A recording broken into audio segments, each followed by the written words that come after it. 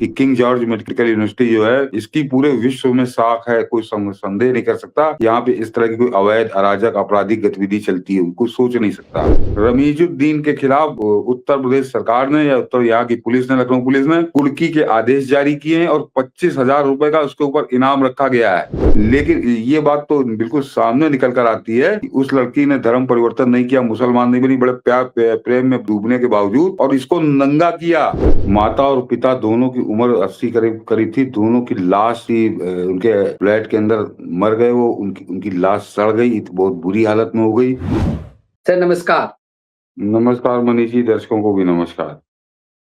आपके शहर में भी अब मेडिकल जिहाद, ये लैंड जिहाद, लव जिहाद के बाद इन तीनों को, इनका एक ट्रायंगल ये जिहाद है, मेडिकल जिहाद। खेल क्या है, जो गुड़गांव के अल-फलाह यूनिवर्सिटी था ना, जो अल-फलाह यूनिवर्सिटी से शुरू हुआ, वो अब लखनऊ तक पहुंचा है। सच दिख नहीं रहा है, लेकिन इस तरह का पूरा एक्शन पूरे देश में एक तरह से एक खतरनाक मेडिकल जिहाद शुरू हुआ है, उस पवित्र पेशे को बदनाम करने का, जिसे धरती पर भगवान माना जाता रहा है। मनीष जी, पहले तो जो गुड़गांव नहीं, वो फरीदाबाद में स्थित थी, लेकिन वो गुड़गांव से बिल्कुल लगा ही हुआ है। गुड़गांव भी कह सकते हो। जो अल-फलाह यूनिवर्सिटी को तो लोग भूले नहीं होंगे, किस तरह से लाल किले के सामने उसने बम विस्फोट किया, 12-13 लोगों की मौत हो गई।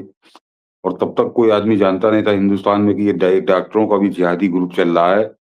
बाद में जब जांच हुई, पता चला कि वो डॉक्टर था, उमर नबी नाम था उसका, वो अल-फलाह यूनिवर्सिटी का था और बाकायदे कश्मीर तक के आतंकवादियों से उसके जिहाद के तार जुड़े हुए थे। सारा कैसा, वो तो एक कहानी है। लेकिन उसके बाद यहाँ तक भी चल समझ में आता था कि एक कोई आदमी जिहादी हो गया, उसने बम फोड़ दिया, अपने आत्मघाती बन गया। उसके बाद जो परतें उसमें खुलना शुरू हुई थी, तो उसमें 3 डॉक्टर तो उसी यूनिवर्सिटी के पकड़े गए हैं।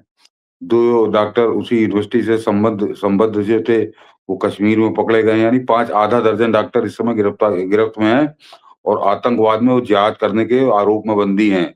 और अभी उनको जब उनकी पूरी पूछताछ होगी, पूरा सच सामने आएगा, तब और देश की आंखें खुलेंगी कि आगे कितने लोग इसमें शामिल थे और उस यूनिवर्सिटी की क्या भूमिका थी। तो एक जो जीवन देने वाला संस्थान है, मेडिकल यूनिवर्सिटी थी, वहाँ पर कैसे मौत का खेल खेला जा रहा था, मौत मौत बाँटने की तैयारी हो रही थी। ये हम लोग अभी 3 ही महीने पहले देखे हैं। लेकिन उसके बाद मनीष जी, लखनऊ के अंदर जो शुरुआत हुई, तो लखनऊ में आपको ध्यान होगा कि छांगुर यहाँ पे इंटरनेशनल रैकेट चला रहा था और योगी आदित्यनाथ ने उसको तबाह करने में भी कोई कसर बाकी नहीं रखी है। लेकिन छांगुर के बस साथ ही वो कहानी खत्म हो गई, ऐसा कतई नहीं है। यहाँ पे कई छांगुर यहाँ कई छांगुर यहाँ पे पल रहे हैं, बढ़ रहे हैं और कैसे-कैसे आवरण में काम कर रहे हैं। ये जो घटना लखनऊ की है, लखनऊ के केजीएमयू यूनिवर्सिटी, जो मेडिकल से जुड़े हुए लोग होंगे वो अच्छे जानते हैं कि किंग जॉर्ज मेडिकल यूनिवर्सिटी जो है, इसकी पूरे विश्व में साख है, कोई संदेह नहीं कर सकता। यहाँ पे इस तरह की कोई अवैध, अराजक, आपराधिक गतिविधि चलती है, कोई सोच नहीं सकता। क्योंकि इसकी एक अलग साख है और पूरी दुनिया में आपको जॉर्जियंस मिलेंगे।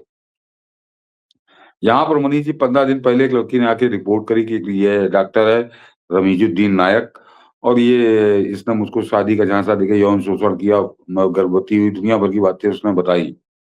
यहाँ तक तो ये समझ में आ रहा था कि लव मैरिज का मामला, आपस का झगड़ा है या धर्म परिवर्तन कराने का उस लड़की ने आरोप लगाया था।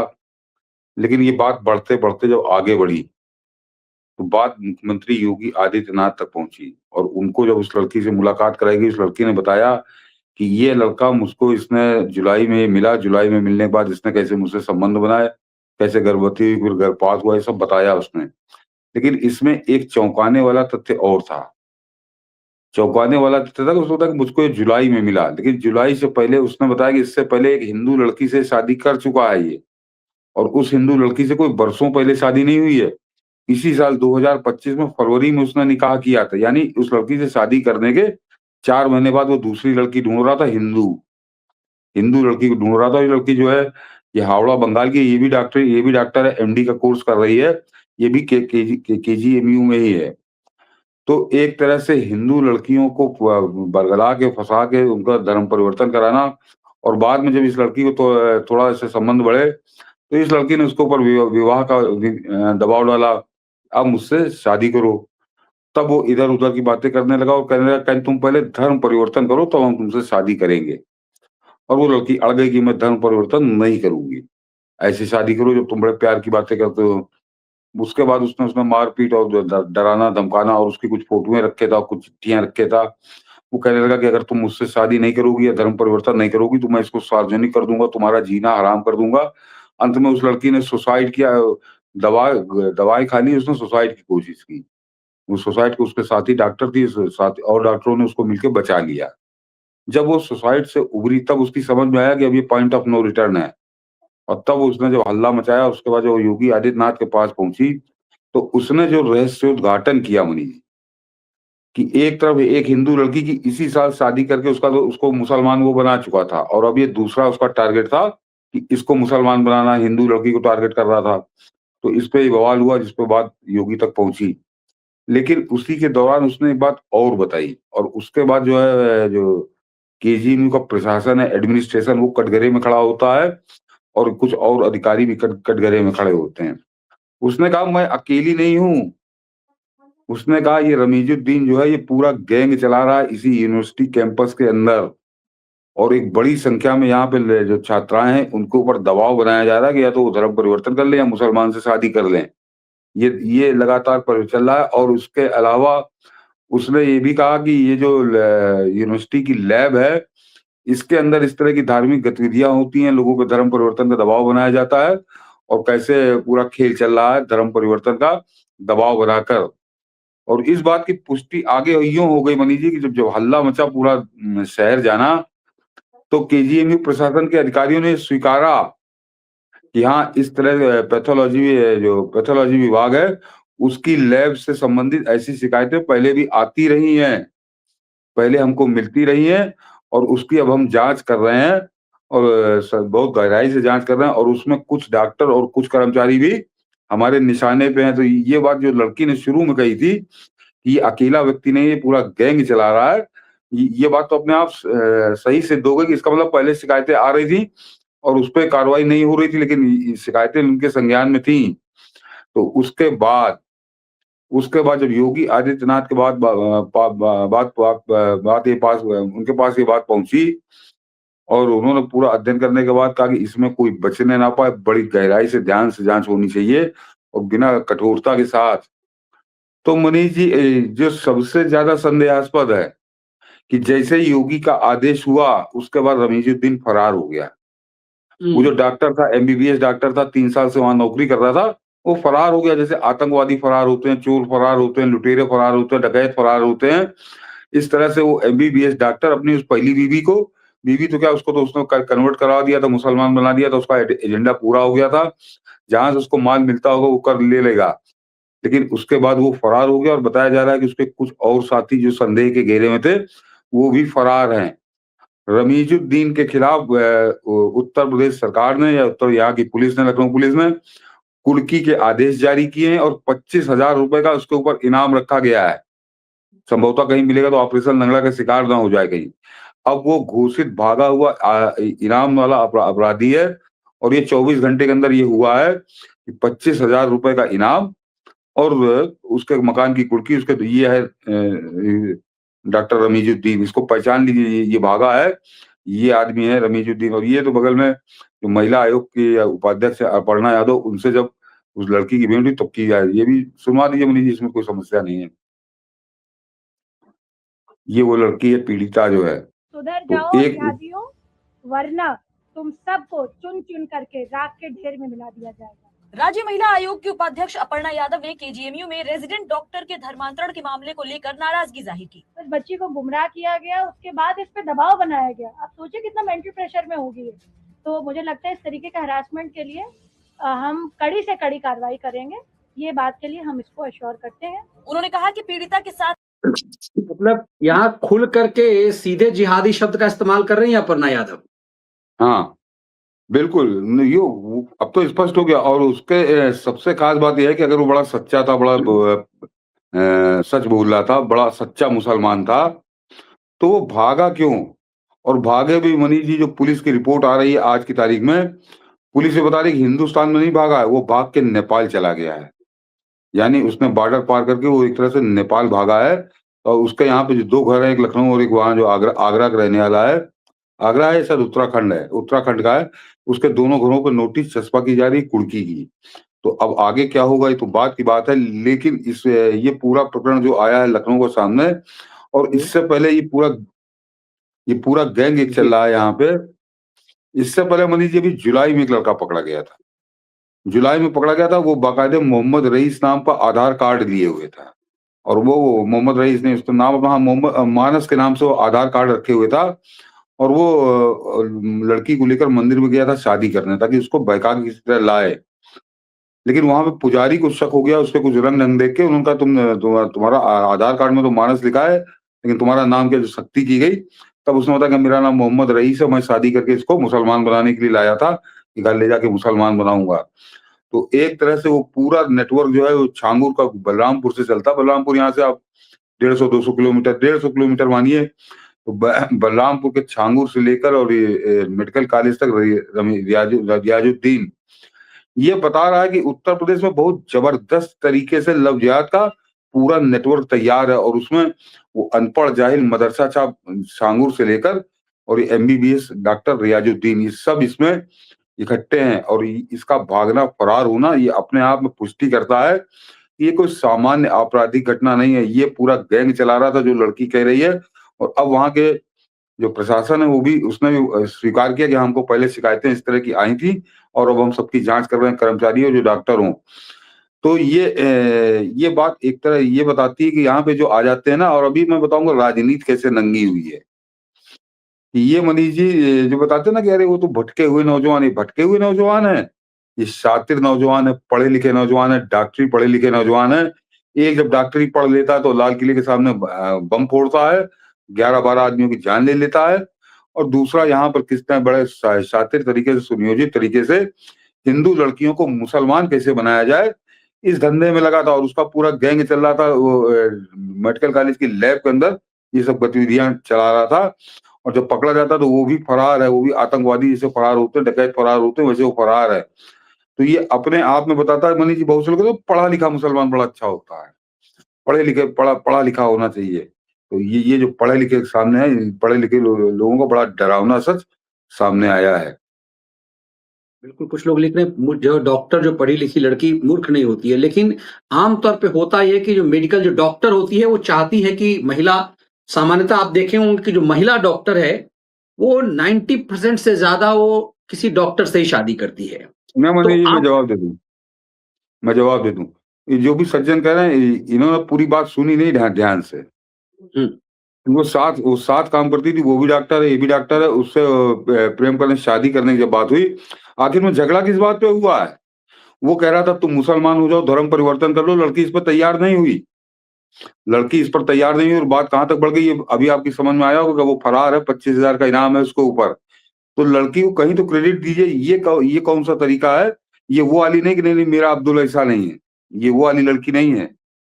ये वो वाली लड़की नहीं, अपने माँ बाप को छोड़कर बंगाल से यहाँ आई है, और वो संबंध उसके हो गए।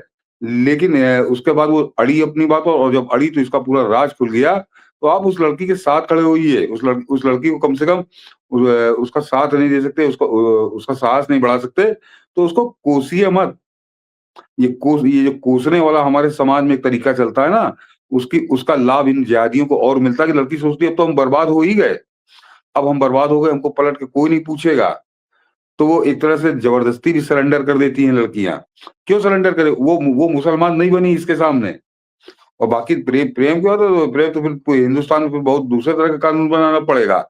तो वो लड़की डटी रही, और वो उसने मैंने उस दिन मनीष जी किस्सा सुनाया था, संभवतः विजय लक्ष्मी पंडित का, कि जवाहरलाल महात्मा गांधी ने यही पूछा था, पूछो तुम बन जाओगे हिंदू?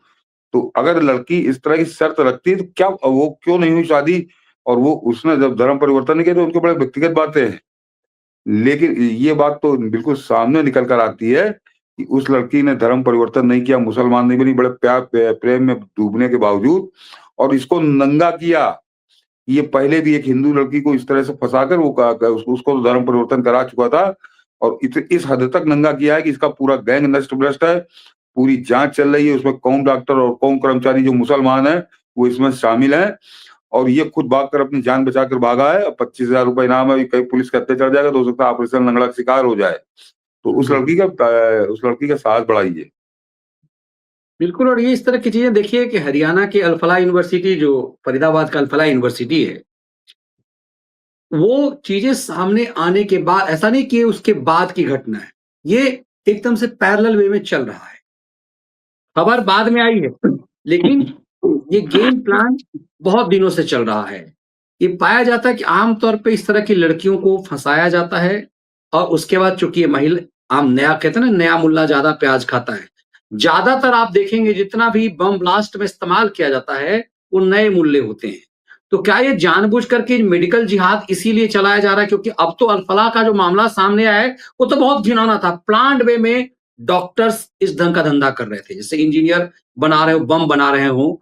तो ये जो एक नैरेटिव बनाया जाता था कि अनपढ़ लोग जो बेरोजगार होते हैं, तो आतंकी संस्था बेरोजगारों का इस्तेमाल करती है। जैसे जब वो कश्मीर वाला जो पकड़ा गया तो बरखा दत्त ने एक नैरेटिव बनाया कि बुरहान वानी के लिए कि मास्टर का बेटा है।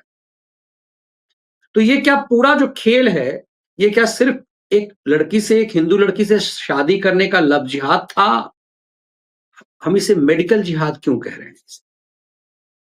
क्योंकि ये लगातार, ये आपने सही कहा कि ये लगातार दूसरा मेडिकल यूनिवर्सिटी के अंदर इस तरह का केस सामने आया है, क्योंकि वो खुला है सामने।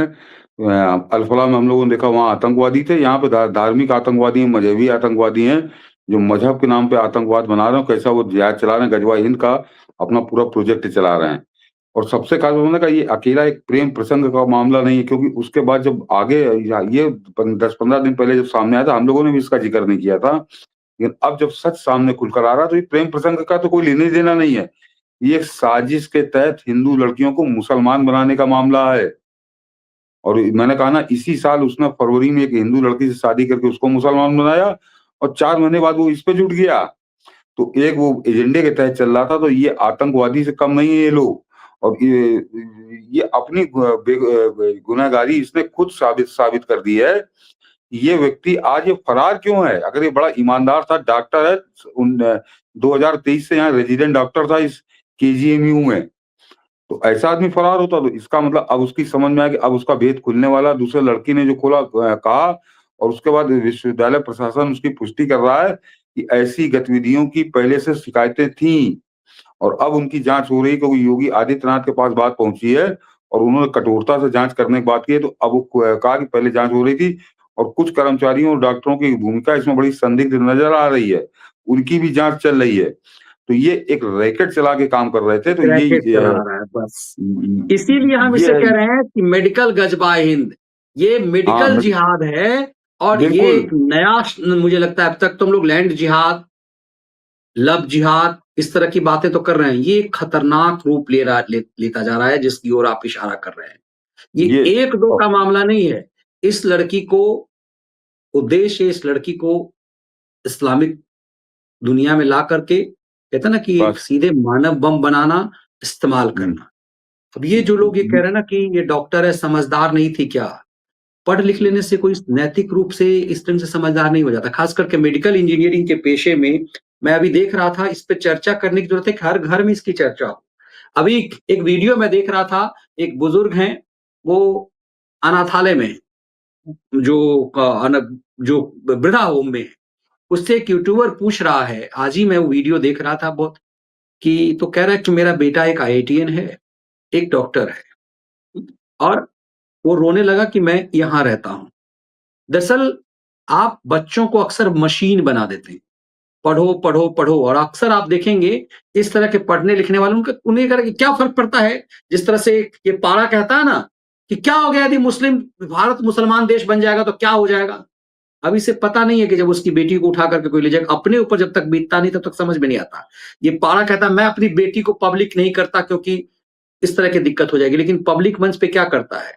पब्लिक मंच पे वो व्यूज बैंक के लिए खेल करता है। तो आप जब पूरा खेल कुछ और करते हैं, आपके घर में वो बच्चे डॉक्टर तो बन जाते हैं, इंजीनियर तो बन जाते हैं, लेकिन वो नैतिक शिक्षा उनको नहीं मिलती है, अपने समाज को लेकर के, अपने देश को लेकर के। इसीलिए ज़रूरी है कि ऐसे बच्चों को, जैसे आप डॉक्टर, इंजीनियर बना रहे हैं, कम से कम बीच-बीच में उन्हें ब्रेन वॉश ज़रूर कीजिए, उन्हें समझाइए, वरना वो ऐसी दुनिया में चले जाते हैं, उन्हें लगता है कि इसमें कोई फ़र्क नहीं है। और ख़ास करके बच्चियों के साथ ऐसा होता है। मैं तो चूँकि एक मुस्लिम यूनिवर्सिटी में पढ़ा हूँ सर, उर्दू बोल करके, चूँकि मीठी भाषा है और सलीके से उनको इस्तेमाल किया था, अच्छी बातें करके अपने कब्ज़े में लिया था, और मैंने ये खूब देखा है। शिकार बनाते हैं और उसके बाद उसका भक्षण करते हैं। तो ज़रूरत इस बात की है कि इस पे गुस्सा करने से कि नहीं ठीक ही हुआ, तो अब्दुल बहुत अच्छा है, वो सूटकेस में जाने से बच गई। इस तरह की भाषा से बचिए, और जहाँ कहीं भी आपके रिश्तेदार क्लोज़ली हैं, उन बच्चे-बच्चियों को ये समझाइए कि ऐसी मूर्खता वो नहीं करें। पढ़ने-लिखने का, आम तौर पे हम पढ़ा-लिखा के इंजीनियर बना देते हैं। सर, अपने शो के बहुत सारे ऐसे लोग हैं, अच्छा नहीं लगता कि जब बात मुझसे करते हैं, कई ऐसे लोग हैं, कहते हैं मेरा बेटा अमेरिका में है, बेटी ऑस्ट्रेलिया में है। जब उन्हें दुखती रग पे और आप क्या करते हैं? तो घर में बूढ़ा-बूढ़ी रहते हैं, और जब दुखती रग में कई बार टच करता हूँ तो रोने लगते हैं। ये दर्जनों बार मेरे साथ हुआ है। अपने व्यूअर्स हैं ऐसे। इतने ही बच्चे ध्यान नहीं देते, आते नहीं हैं। शुरू में वो गर्व से कहते हैं कि मेरा बेटा ऑस्ट्रेलिया में है, बेटी अमेरिका में है, कोई बेटी कनाडा में है, बेटा लंदन में है। बड़े गर्व से बताते हैं, और फिर वो रोने लगते हैं, भावुक हो जाते हैं कि मतलब मनीष आप जी, क्या करते हैं? संभवतः लखनऊ की घटना है, जो कह रहे हैं ना, पढ़ने लिखने से नैतिकता नहीं आ जाती, मानवता नहीं आ जाती। माता और पिता दोनों की उम्र 80 करीब करीब थी, दोनों की लाश उसी उनके फ्लैट के अंदर मर गए वो, उनकी उनकी लाश सड़ गई, बहुत बुरी हालत में हो गई। जब वो पुलिस बुलाई गई तो देखा गया तो मतलब उसको उठाना कठिन था, इतनी बदबू और इतनी बुरी तरह से सड़ चुकी थी वो लाश। और वजह क्या थी कि सारे बच्चे जो थे वो विदेश में थे। तो सोच लीजिए, ये नैतिकता और मानवता का पढ़ाई-लिखाई से कोई बहुत ज़्यादा संबंध हो तो ये लगाना बेकार वाली बात है। सब नैतिकता आती है जब आपके घर में बच्चा पलता है, बढ़ता है, तब आती है। उसके बाद आप सोचेंगे सारी बातें आ जाएँ तो नहीं आती। तो ये खैर अलग कहानी है, ये एक अलग समस्या है, अलग शिकायत है। लेकिन यहाँ वाला जो मामला है, लखनऊ वाला, इसमें मैं लड़की के 100% साथ हूँ। क्योंकि लड़की ने वो गलती नहीं की जो हम लोग लव जिहाद में सुनते हैं। वो पढ़ी लिखी थी, इसीलिए उसने गलती नहीं की। उसने नहीं कहा कि मेरा अब्दुल जो है वैसा नहीं है, वो भी निकाह करके फलानी बानो, फलानी जान नहीं बन गई वो। वो अपने धर्म पर अड़ी रही कि मैं धर्म परिवर्तन नहीं करूँगी। और उसके बाद ये भंडा फूटा, अन्यथा ये पाप का घड़ा अभी पता नहीं कितने दिन तक चलता, क्योंकि ये तो पहले, अब यहाँ तो जब अधिकारी करेंगे, पहले शिकायतें आई थी, तो इसका मतलब तुमने लीपापोती कर दी थी। तो कौन लोग थे? क्या उस अधिकारियों में भी कोई बैठा है छोटा पजामा बड़ा कुर्ता? तो इस लड़की की वजह से बहुत बड़ा भंडाफोड़ हुआ है, और इससे योगी आदित्यनाथ को एक तो मनीष जी सिरा मिल ही गया है। कि खासकर वो फरीदाबाद का मामला, फरीदाबाद भी कोई बहुत दूर नहीं, उत्तर प्रदेश से भी बिल्कुल लगा हुआ है, गुड़गाँव का तो हिस्सा ही समझिए वो। तो कि अब उत्तर प्रदेश के अंदर ये जो इंजीनियरिंग कॉलेज चल रहे हैं, खासकर मेडिकल कॉलेज जो प्राइवेट चल रहे हैं, इन पर जरा जम के लठ चले, और इनके ऊपर एक जांच हो जानी चाहिए कि क्या इस तरह का कोई रैकेट काम कर रहा है, क्योंकि इसका रैकेट काम कर रहा था, तो खाली केजीएमयू ऐसी यूनिवर्सिटी में कर रहा था, तो इसका मतलब इन्होंने चारों तरफ से हमला किया है पूरे प्रदेश पे। और ये कहाँ-कहाँ, किन-किन देशों में घुसे हुए हैं, इसकी बड़ी सूक्ष्मता से जाँच होनी चाहिए। क्योंकि जैसे से खासकर जो प्राइवेट मेडिकल कॉलेज हैं, वहाँ थोड़ा पैसे से और ज़्यादा मजबूत लोग पढ़ते हैं। तो वहाँ कौन किसका शिकार कर रहा है, इसकी अभी किसी के पास जानकारी नहीं है। तो योगी आदित्यनाथ को एक बार ज़रा उसका भी ऑडिट करा लेना चाहिए कि वहाँ चल क्या रहा है, इस तरह के जो प्राइवेट मेडिकल कॉलेज खुले हुए हैं या प्राइवेट इंजीनियरिंग कॉलेज जो खुले हुए हैं, वहाँ इस तरह की गतिविधियाँ चल रही हैं कि नहीं, इस पर भी एक बार सरकार को संतुष्ट हो जाना चाहिए, सरकार के पास तंत्र है। बिल्कुल, आपने बहुत महत्वपूर्ण बात कही। आजकल ज़्यादातर जो private medical college, private engineering college खुल गए हैं, जैसे स्कूल हैं, वहाँ यही इसी तरह का नैरेटिव चलाया जा रहा है। इसीलिए हम कहते हैं कि हमारा शो सिर्फ वीडियोज़, व्यूज़ के लिए नहीं है, एक नैरेटिव वार है। आप अपने बच्चों को नैतिक शिक्षा ज़रूर दीजिए। आप इंजीनियरिंग बनाने के लिए हमारा बेटा आईआईटी कर जाए, मेडिकल कर जाए, हम सिर्फ इसी रेस में होते हैं। उसे इंसान बनाने का रेस नहीं होता है। उन्हें समझाइए कि घर से बाहर आपको किस तरह का प्रलोभन, अच्छी-अच्छी बातें तुम्हारी खास करके बच्चियों के लिए तुम्हारी खूब प्रशंसा करेंगे, तारीफ़ करेंगे, तुम्हें इस जाल में फँसाएँगे। और बेटों को इग्नोर मत कीजिए। आपका बेटा कहीं इसका शिकार तो नहीं हो रहा है। इसीलिए और ये जो नया जिहाद शुरू हुआ है, ये मेडिकल जिहाद, इंजीनियरिंग जिहाद, ये दूसरा स्वरूप है। एक रास्ते उनके घिरते हैं, वो दूसरा रास्ता तय कर रहे हैं भारत के खिलाफ एक खतरनाक साजिश के लिए। और अब इनकी सबसे बड़ी ताकत आपको बताता हूँ, जिसकी वजह से बेलगाम है। यहाँ पे योगी आदित्यनाथ का डंडा चल रहा है, लव जिहाद पे भी जहाँ वो पुलिस पाती है उस हिसाब से उनसे निपटती है, लेकिन इनकी जो सबसे बड़ी ताकत है वो राजनेता, सेकुलर राजनीति। आपको ताज्जुब होगा मनीष जी कि ये 15 दिन से चल रहा है, पिछले 4-5 दिन से तो खुलकर आ गया कि ये जो है ये पूरा रैकेट चला रहा था, धर्म परिवर्तन का चला रहा था, एक लड़की की जिंदगी खराब कर चुका था। लेकिन एक भी विपक्षी नेता एक शब्द नहीं बोला है, जैसे ये घटना कहीं चंद्र ग्रह पे हो रही है, मंगल ग्रह पे हो रही है, इसका लखनऊ से या उत्तर प्रदेश से कोई लेना देना नहीं। बिल्कुल चुप्पी साधे हैं मुर्दों की तरह। क्यों?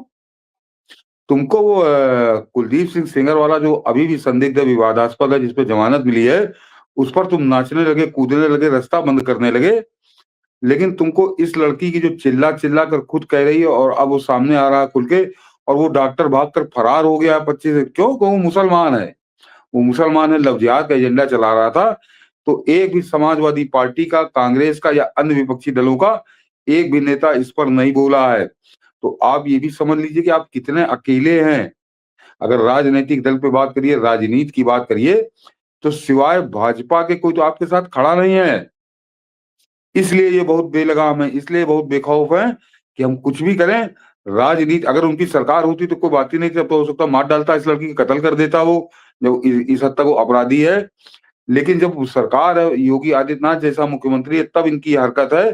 तो ये इसलिए बहुत बेलगाम और बेखौफ है कि इनको मालूम है अभी इसके ऊपर कोई सख्ती हो या कहीं फरारी में अगर इसके गोली लग जाए, ऑपरेशन लंगड़ा इस पे लागू हो जाए, तो कल देखिए कैसे समाजवादी पार्टी और कांग्रेसियां नाचने लगेंगे चौराहे चौराहे कि अल्पसंख्यकों पे अत्याचार हो रहा है। तो ये कवर शील्ड भी लेकर ये चलते हैं। ये इसका सबसे बड़ा कारण है जो लव जिहाद, ये इस तरह का जो आपने अल-फलाह वाला देखा, अल-फलाह का उसका पकड़ा गया, उसको मर गया, उसके सारे सबूत के साथ पकड़े गए 3 डॉक्टर। उसके बाद भी बेशर्म कटमुल्ले और बेशर्म सेकुलर नेता वो आकर ये कहने को तैयार नहीं थे कि इसका आतंकवाद का धर्म होता है। एक तरफ से वो घुमा फिरा के हिंदू भी तो ऐसा, हिंदू भी तो ऐसा, ये हमेशा घुमा कर दूसरी तरफ रखते हैं। तो इनको मालूम है कि इस देश में राजनीति की एक ऐसी जमात है, एक ऐसी जात है जो इतनी बेशर्म है, इतनी बेईमान है कि वो खुलकर हम अगर कत्ल भी कर देंगे तो हमारे साथ खड़ी होगी। वो सही और गलत का नहीं करेगी, वो देखेगी कि मैं मुसलमान हूँ, वो मेरे साथ खड़ी हो जाएगी। इसलिए ये इतने इनके होश बुलंद है, इनके हौसले बुलंद है।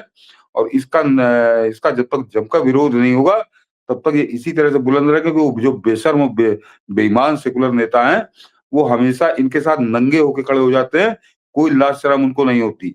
और ये वजह है कि ये समस्या लगातार बढ़ती चली जा रही है। अन्यथा योगी आदित्यनाथ ने कोई कसर बाकी नहीं रखी इनको नंगा करने में, चाहे वो छांगुर हो, अभी चाहे मेडिकल कॉलेज का डॉक्टर रियाजुद्दीन हो, मैंने कहा 6 महीने पहले लौंडा पकड़ा गया था, मानस हो, और आज की तारीख में आज ही मनीष जी वो जो बुलडोजर चला है संभल में,